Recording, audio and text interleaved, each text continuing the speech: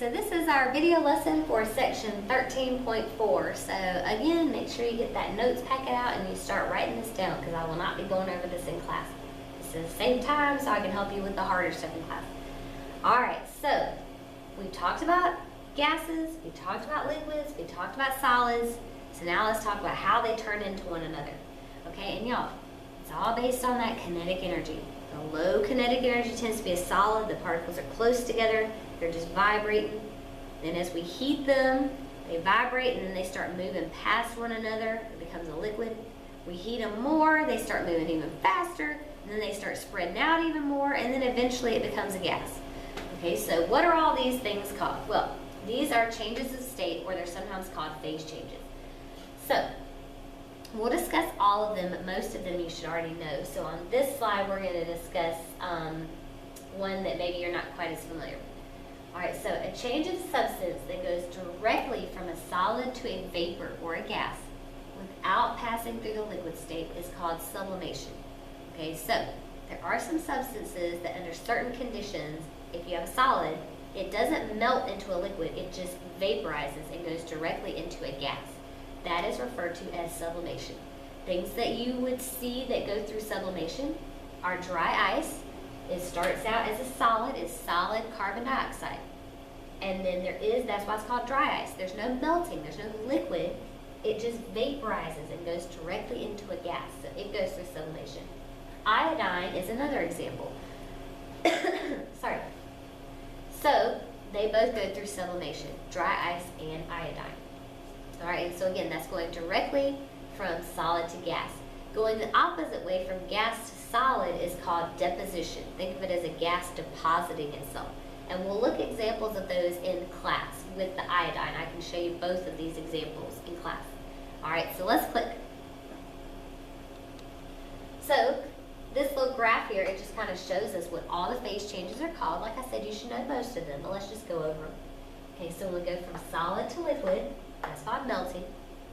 Liquid to solid is called solidification. Now, can you call it freezing? Yes, you can. But the reason that I don't like to call it freezing is, sorry, the reason I don't like to call it freezing is because then y'all mentally think of it needs to be cold. And things can solidify even if they're very hot. It just all depends on what their freezing point and melting, boiling points and that type thing are. Okay, so that's why I like to go with solidification instead. So from liquid to gas, this chart has evaporation. Again, you know I always say this in class. It's so hard to find exactly what I'm looking for online. A better term for that is vaporization, because vaporization includes evaporation and boiling, because it could be either. Okay, so I would consider vaporization a better word, but of course you could use boiling too. I mean, that's fine, but vaporization kind of encompasses both. Going from a gas to a liquid is condensation. Going directly from solid to gas, like dry ice, is called sublimation. And going from gas to solid, an example of that would be frost. Okay, it goes directly from the gas in the air to a solid attached to grass and stuff like that, of ice. So gas directly to solid is deposition. Again, I'll show you an example of that in class with iodine. Alright, so make sure you know what the phase changes are, y'all. If I say something like condensation and you don't know what that is, how do you think you're going to follow along? Okay, so learn these phase changes. Alright, so let's click and look at a phase diagram. So, as we learned back in earlier sections of this chapter, we can change the boiling point of a substance based on pressure. Based on temperature and pressure, lots of weird things might happen with the substance. It just depends. So sometimes we want to know, if I have this temperature and this pressure, is it going to be a solid, a liquid, or a gas? Is it going to be melting? Is it going to be boiling? What's going to be happening? So we have something called a phase diagram. So the relationship among the solid, liquid, and gaseous states of a substance can be represented in a single graph called a phase diagram. On the phase diagram, on the phase diagram, you have lines, you have points, and then you just have these blank areas. And so I'm going to show you an example of one next, and we're going to show what all the parts are. So any line on the phase diagram indicates the condition at which two phases occur in equilibrium. So in equilibrium, y'all, that just means they occur together. It's two opposing processes occurring at the same time. And I'll show you what I mean by that when we get to the phase diagram. And then there's a point in the middle called the triple point. That's the only temperature and pressure at which all three phases exist together. Okay, so you would have a little bit of solid, you'd have some liquid, and then you'd have some gas above it. All right, so let's look at what a phase diagram actually looks like. Oh, well, forgot that I set that to happen. So here's a phase diagram. All right, so this is showing me the pressure, this is showing me the temperature. So when I have a low temperature, what state of matter am I most likely going to have? A solid, because of course it would be frozen at that point. So we have solid in this whole pink area. So any temperatures and pressures that fall in here are solid. So let's just go across 1 atm. 1 atm is just our normal atmospheric pressure. So it's really, really cold, it's a solid. So we're going to heat it, heat it, heat it, heat it, heat it. We heat, heat, heat, heat, heat, and then eventually, if it's water, which this is, at 0 degrees, what's going to happen? It's going to start melting. That's what this MP stands for. It stands for melting point. Now, when ice melts, does it go from solid to all liquid? Or does it slowly go from solid to liquid, like you see some water drip off? You see water drip off. So there is a point where you have some solid and some liquid together while it's in the process of melting. And so that's why we say at the line you have a little bit of both.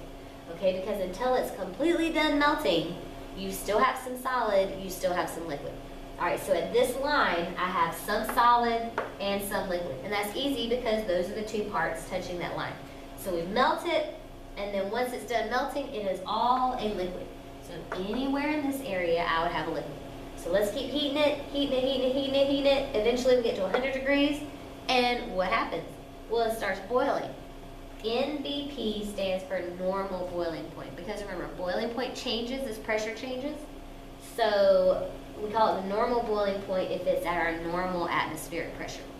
All right, so again though, when something's boiling, do you still have some liquid while you have gas forming? Yes. So that's why we say it has liquid and gas at the same time in equilibrium. All right, so then of course, once it's all done boiling, it's all a gas. Now, if you look, all three colors touch this one point right here. That's why it's called triple point. So at this specific temperature and pressure, you would have a little bit of solid, a little bit of liquid, and a little bit of gas.